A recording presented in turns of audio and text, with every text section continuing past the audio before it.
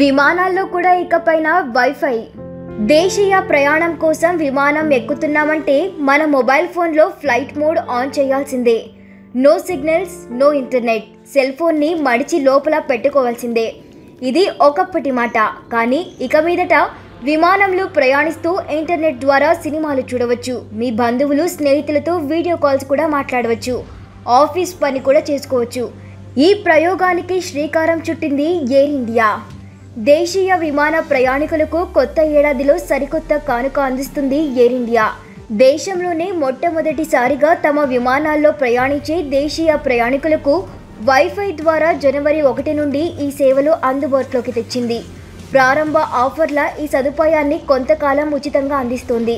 ప్రస్తుతానికి కొన్ని సర్వేలతో పరిమితమైన ఈ సౌకర్యం త్వరలో ఎయిర్ ఇండియాలోని అన్ని విమానాల్లోనూ అందుబాటులోకి తీసుకొస్తారట.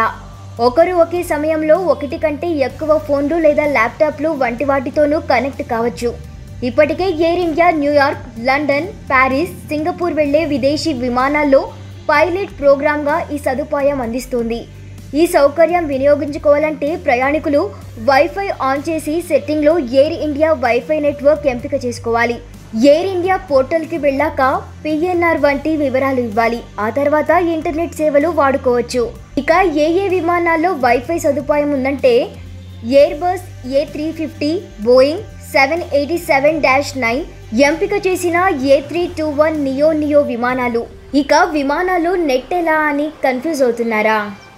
భూమి మీద నెట్ వాడాలంటే మన చేతిలో ఒక ఫోన్ లేదా ల్యాప్టాప్ ఉండి సమీపంలో సెల్ టవర్ ఉంటే సరిపోతుంది. కానీ విమానం అలా కాదు కదా. విమానాల్లో వైఫై ద్వారా ఇంటర్నెట్ రావాలంటే 2 రకాల పద్ధతులు ఉన్నాయి. మొదటిది భూమిపై ఉండే సెల్ టవర్లు. దీన్నే ఎయిర్ టు గ్రౌండ్ టెక్నాలజీ అంటారు. ఇక రెండోది శాటిలైట్ ఆధారిత కనెక్షన్. ఈ రెండు పనిచేయాలంటే విమానం లోపల, బయట ప్రత్యేక యాంటెనాలు వంటి కొన్ని పరికరాలను అమర్చాలి. వైఫై లేనప్పుడు మన సమీపంలో ఎవరికైనా నెట్ కావాలంటే ఏం చేస్తాం?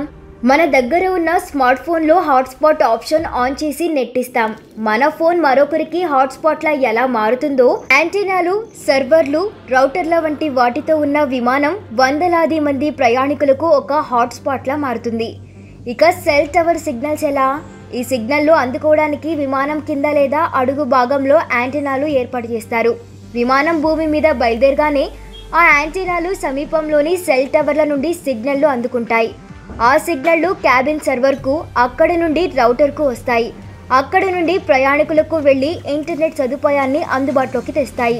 సెల్ టవర్ల ద్వారా సిగ్నల్ అందుతున్నంతసేపు ఎలాంటి ఇబ్బంది ఉండదు. సముద్రాలు, ఎడారి ప్రాంతాల వంటి వాటి పైనుండి వెళ్లేటప్పుడు సెల్ టవర్ సిగ్నల్లు అందవు. శాటిలైట్ సిగ్నల్ల సహాయం కావాల్సిందే. ఇందుకోసం విమానం పై భాగంలో యాంటెనాలు ఏర్పాటు చేస్తారు. అవి తమకు అత్యంత సమీపంలోని శాటిలైట్తో అనుసంధానమవుతాయి. ప్రయాణికుల ఫోన్లు లేదా ల్యాప్టాప్ల వంటివి విమాన క్యాబిన్లో ఉండే వైఫై యాంటెనాకు కనెక్ట్ అవుతాయి. ఆ పరికరాల నుండి ఈ యాంటెనాలకు వచ్చే సిగ్నళ్లు విమానంలోని సర్వర్కు వెళ్తాయి. విమానం పైన ఉండే యాంటెనా ద్వారా ఈ సిగ్నళ్లు శాటిలైట్కి వెళ్తాయి. శాటిలైట్ వాటిని భూమిపై ఉంటే స్టేషన్ లేదా టెలిపోర్ట్కు పంపితే అక్కడ నుండి తిరిగి సిగ్నళ్లు శాటిలైట్కి అందుతాయి. వాటిని విమానానికి పంపుతుంది శాటిలైట్. శాటిలైట్ సిగ్నళ్లు విమానంలోకి, క్యాబిన్ సర్వర్కు, అక్కడ నుండి రౌటర్కు వస్తాయి. అలా ప్రయాణికులు నెట్ను వాడుకోవచ్చు. ATG ద్వారా ఇంటర్నెట్ అంటే చాలా పరిమితులు ఉంటాయి. అంతరాయాలు ఎక్కువ, స్పీడ్ కూడా తక్కువ ఉండవచ్చు.